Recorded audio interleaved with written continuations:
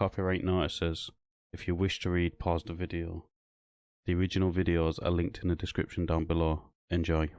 Alright then, so in this one, it's not really a breakdown video to an extent. This video, we're basically looking at police camera action, pop the little icon up, and that's where it'll be. But in this one, we're going to be looking at just public photography and what photographers deal with every single time they go out taking photos in the public. The interactions we end up getting as a photographer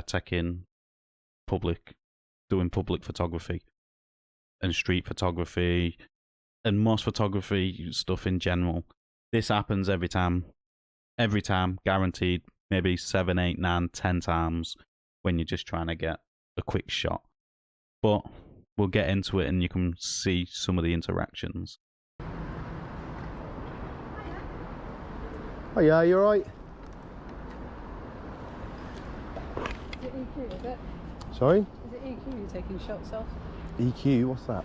No, I'm just wondering, building shots. Oh yeah, just building shots, Okay. yeah. Alright. A lot of this one then. Oh yeah, I'm taking pictures of this one as well, yeah. Okay, on behalf of who? Oh no, I'm just taking photos, that's all. Okay. Do whatever you want to on the pavements, but can't come onto the property to do it though, okay? Okay, fair enough. Alright. And we ask no real window shots, okay? Oh, why is that? These guys will be working. That's alright, I can take photographs inside the windows. Okay, but not onto the... Yeah, no, but as long as I'm out here I can take photographs of the windows, yeah, no problem. Alright, why would you tell me not to take photographs in the window for? I'm just asking you, because sometimes people... No, but it was like you were almost telling me, you weren't asking me. You said no photographs through the window, don't come on here. It's a bit rude, isn't it? So this interaction was going so well, and then she gave a directive not to take photos inside of the window. As a street photographer, we don't mind talking to people. We can get better photos when we talk to people and people understand what we're actually doing. In this instance, it was going so well. She clearly asked him not to go on the property, which is fair enough. But then the directive not to take photos inside of the window, which, if you asked him not to, he might have been polite enough to say, okay, not a problem, but you told him he can't do it. That's where the problem starts. Could have been a bit more polite.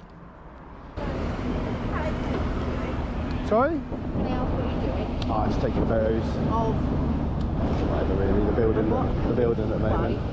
Oh, I don't know, I just like taking photos of stuff. So you have to take photos of the building, because we need permission for photos of the building. Oh, not from the outside, I don't think you do though. I think it's, if you're, I think it's probably because of mean. people inside. Yeah, I think what you mean is if I come over into your building, I can't take photographs inside, is that what you mean? No, they don't want the photo of the building with the names on. Oh, I see. Yeah, I think I'm allowed though.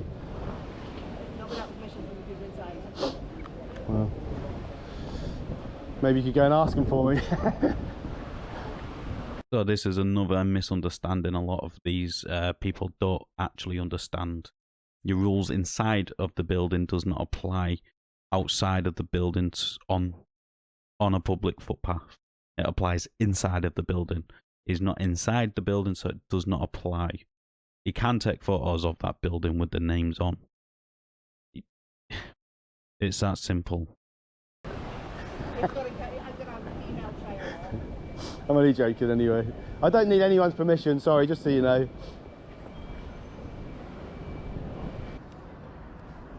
What are you up to? Oh, just taking photographs, buddy. All right, okay. Are you alright? Yeah, I'm fine. Yeah, good. Why are you taking pictures of our entrance?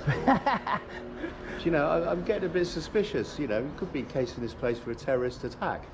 What, for the estates? Estates team? I don't know. Are you working for the estates team? No, just a member of the public, like public photography, that's all.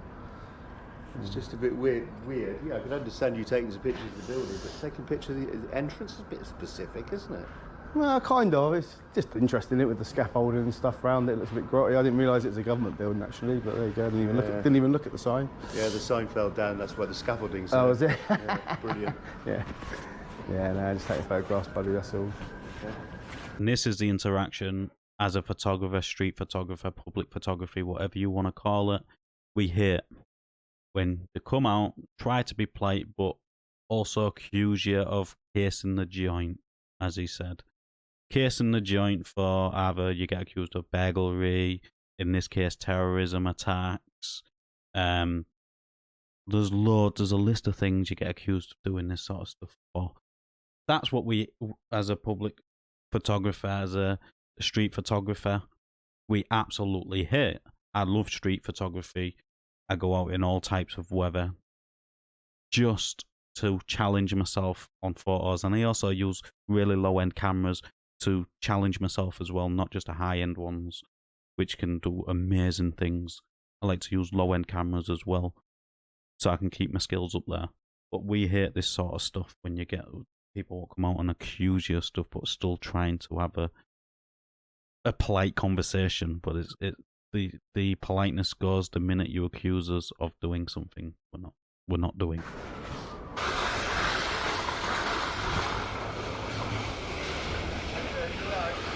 Hello, mate. I'm just flying the drone over. I just take pictures of where I was flying the drone. For what purpose? Oh, I'm just flying. I'm just a drone flyer. Just flying the drone around, getting some pictures. For what? Yeah, but for what purpose? What? Oh, nothing really. Just, I take photographs. Yeah. It's just this is private property though, isn't it? And there's partners here, so you haven't got their permission to take their pictures. Sorry, say again. This is private property and what? There's a gentleman here, with private property. You haven't asked his permission to take his picture or film him. Yeah, as far as I know, that's allowed though. On public property, not on private. Yeah, I So need. you have to have written permission. I'm in public though. That's where it changes. But I think. if he's in the picture, you haven't got his permission. Like I said, he's in private property, not public. So just like I said, if it's going to be out there in the domain, that isn't legal. Okay, again, this goes back to one of the other comments I made. A misunderstanding or misconception of the law that on private land you're not allowed to take it. If that's your rules of being on your land, then fair enough. But if you're on public land, you can take photos of private property. And it's a fine line of what he's saying about in the domain.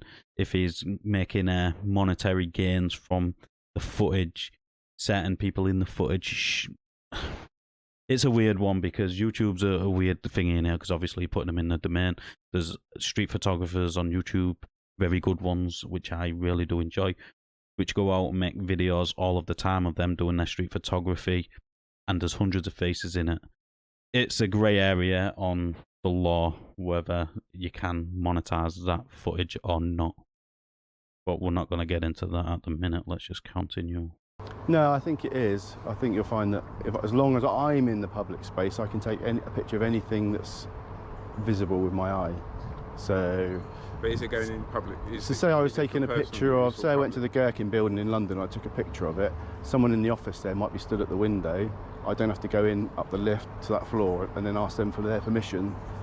Well, if it's for personal use, no, but if it's for public use and you're putting it on social media or out in I do make stuff. I do make YouTube videos and stuff like that. That's why I was asking for the purpose of the video. So I do. If it's for personal use, there's different rules between that and then putting it out in the public domain. Yeah, so I've got a couple of different YouTube channels. Yeah. So again, the only question to you is, what is the purpose of the video? The drone shot. So that video is for a purpose. So yeah. So it's basically the drone goes up. I just get a picture of the area, see if there's any interesting buildings around, stuff like that, and then it goes on YouTube, stuff like that. That's not the purpose. That's what it is. But what's the YouTube, like the name of the channel, the purpose of the viewer set, and all that kind of stuff is what I kind of get to. If people watch all sorts, people are watching those ridiculous I understand things. how YouTube works. I just want to. All I'm asking you, a very open and honest question. What's the purpose of the video? So if it's to showcase Waitrose, we need to have permission for that. Our press office needs to be involved. If it's just for the beauty of the UK countryside, city centre, that's very different. The only reason I ask, you know how social media works and how YouTube works, if that's where it goes. Yeah. It's a power for good. Yeah. But sometimes it's a power for not so much good. So that's what I'm asking you. Obviously, we have a brand and reputation. That's what I just asked. I mean, you got nothing to hide, have you? So. No. So I do understand where this gentleman is coming from in this argument. Obviously, if the channel is just all about Waitrose, then maybe Waitrose should be involved, and if they're not involved, maybe they should look into getting involved into it.